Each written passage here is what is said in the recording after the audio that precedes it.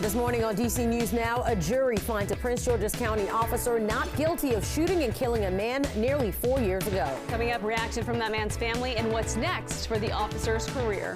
And also ahead, a fiery final Republican debate before the Iowa caucus. 4 candidates went head-to-head, vying for their party's top spot. The big takeaways from last night's showdown, that's up next. But first, Jackie, how are we shaping up? Yeah, well, out there this morning, we are off to a cold start, seeing those 20s and 30s across the region. Later on today, those highs in the upper 40s. We'll see some warmer temperatures in the next several days. More details on that coming up. And also coming up this morning, free family holiday photos. I'll show you how to stretch your dollar with festive family photos that won't cost you a penny. You're watching the station covering all of the DMV. This is DC News Now. Good morning. It is 7 o'clock right now on a Thursday morning. Starting off with a live look outside. Very, very chilly start to, I won't even say chilly. It's cold. It's a cold start to our morning. So be prepared when you step out the door. But thanks for starting your day with us here on DC News Now. I'm Tanaya Wright. And good morning. I'm Tosin Fakile in for Corey James. Shanika, tracking your commute on this Friday. It is Thursday, right? Thursday. On this Friday Eve.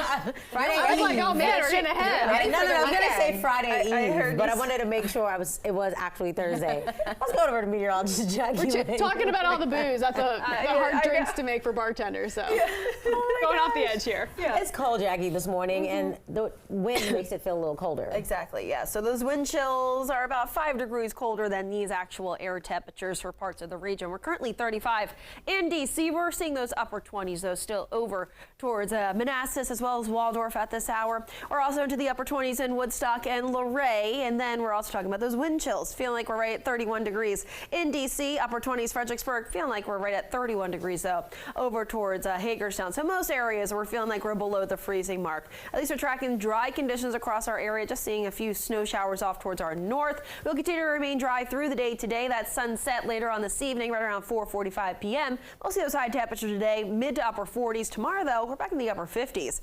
More details about the rest of that 7-day, though, coming up. But Shanika's back. And look at those roadways. How's traffic at this hour? All right, you're at the top of the 7 o'clock hour as that sunrise is coming up over the Capitol Beltway throughout Prince George's and Montgomery County. You are looking pretty smooth. So earlier we did have a crash right off of 193 and the outer loop. That should be gone. Right now you are just looking at lingering volume delays. 29 heading southbound toward the Beltway. You are pretty slow. So watch for a couple of crashes out there, especially in the district. The Southeast Southwest Freeway is starting to get slow. You're going to see a crash heading southbound. All right, Shanika, thank you. 7:02, and the verdict is in for Prince George's County Corporal this morning. That is right. The officer charged in a 2020 deadly shooting. Our Lex Warris is live at the Prince George's County Courthouse this morning. So, Lex, that officer was facing multiple charges for the past several years. Yeah, that's right. And the jury acquitting him yesterday, saying that he is not guilty on all charges.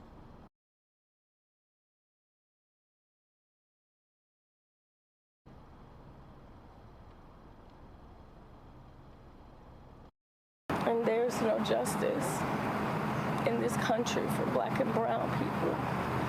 This is proof. I don't know how bad it has to get for police to be held accountable for their actions. Well, that was the family of the man who was shot and killed. This happened back in January of 2020. Corporal Michael Owen Jr. had been arrested the day after that shooting. Now, the man who was killed was in a crash, and police suspected him of being under the influence of some type of drug. They had handcuffed him, put him in the front of a cop car. At some point, Owen got into the car with that suspect, and eventually, a little bit later, police say shot him 7 times. Now, he was facing charges of second-degree murder and voluntary manslaughter. The jury acquitting him, saying he's not guilty of those charges, as well as some other related charges. Prince George's County did place Owen on suspension without pay since that arrest. They released a statement yesterday and said that they are still conducting their internal affairs investigation. Of course, as we find out more about what's going to happen next with his career, we'll let you know right here on DC News Now. For now, live in Upper Marlboro, I'm Lex Juarez, DC News Now. Thank you, Lex. Your time right now is 7:04 this morning. Fairfax County Police are investigating a teen overdose death. Officers were called to a home in Seven Corners after a friend says the girl became unconscious whilst they were video chatting. Police say they found evidence of drugs near her. Police say more than 90% of drug overdoses in Fairfax County in the past few years have involved fentanyl. They are asking parents to have open conversations with their kids and educate them about the dangers of drugs. They also recommend securing your medications and that you seek professional help if you do suspect that a child is using drugs. And Prince William County Police responding to a fight that happened at Patriot High School yesterday. They say a 14-year-old and 17-year-old were fighting when two other students jumped in and knocked that 14-year-old to the ground. They say he is expected to be okay. All three attackers are now facing charges. The 7:05 and police arrest two people in connection to a triple murder in Northwest D.C. Renza Bryant and Jelante Tompkins are charged with first-degree murder. The two are accused of shooting three men in August on Ontario Road, just blocks away from Adams Morgan. The victims are James Morgan, Jamal Morgan, and Vincent Martin. Police say it started over an argument. We have an argument that we know that proceeds and goes to a homicide. Unfortunately, we don't have the conflict resolution out there needed to stop a lot of these homicides that could be avoided just by working things out another way. The two arrested were charged with first-degree murder while armed. And happening today, Mayor Muriel Bowser is beefing up law enforcement collaboration in the district. Now, this comes as homicides and the crime rate continues to increase. Our Liberty Zabala live at the Wilson Building this morning with how this could help to keep people safe. Liberty, good morning.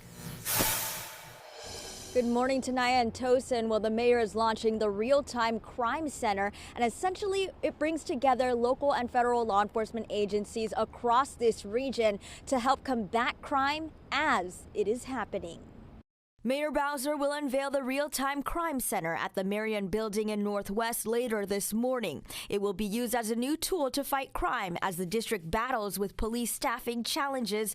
This also comes as the district also grapples with increasing carjackings and more than 250 homicides so far this year. That is the most homicides in 2 decades. Now, Mayor Bowser also recently met with members of the U.S. House Oversight and Accountability Committee to ask them to allow the district to tax marijuana sales. She also asked the committee for help on speeding up approval for judges in district courts. We did put on the table some issues that we may come back to them on that I think specifically they could help with as it relates to the Privacy Act and information sharing.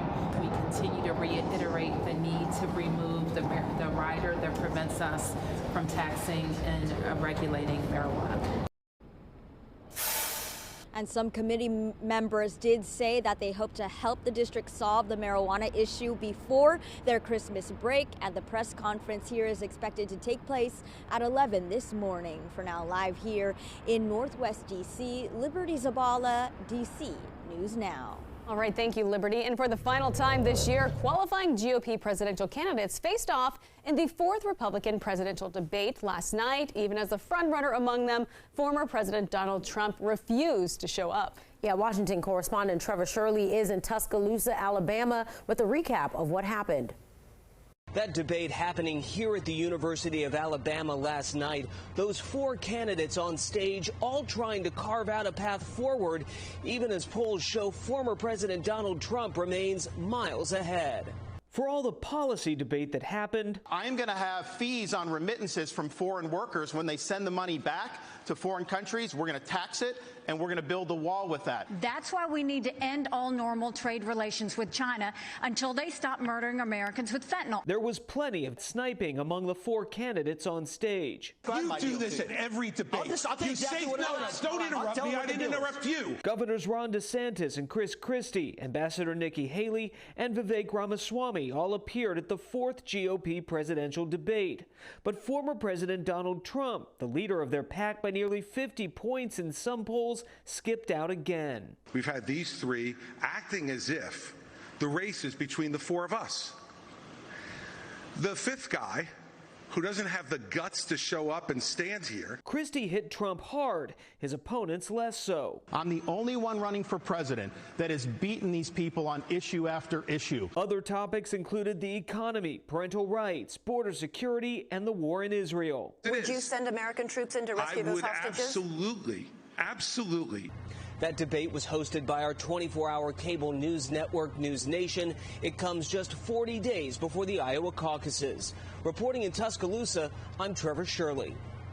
All right, thank you, Trevor. Your time right now is 7:09 this morning. 3 people dead, a 4th person critically injured after a shooting that happened at the University of Nevada, Las Vegas. The shooting sent police swarming onto the campus, which is just a few miles away from the Las Vegas Strip. Police say the suspected shooter was found dead about 40 minutes after the attack. I wasn't too concerned at first, but then there became a loud, violent alarm noise that I've never heard before. It was really loud, and then eventually there became just all of a sudden a big panic frenzy.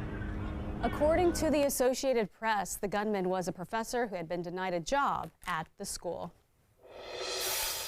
7:10. Today is the 82nd anniversary of the Pearl Harbor attack, and survivors, along with veterans, are remembering the more than 2,300 people, including service members, killed that day on December 7th, 1941. Scared stiff. We didn't know what to expect, and we knew that if anything happened to us, that would be it. I'm just mighty grateful that I'm still here. That's really how it feels. Grateful to here and be able to bring those memories to the people who are here and were not there then. And that veteran you just heard from, Ike Schaub, who is 103 years old, is expected to be one of a few survivors able to attend today's remembrance ceremony. And tonight is the National Menorah Lighting. It's set to take place on the White House Ellipse. This is video from last year. The event starts at 3 p.m. President Biden and Vice President Harris will be there. There'll also be a performance from military bands. The event is free, but you'll need a ticket online ahead of time.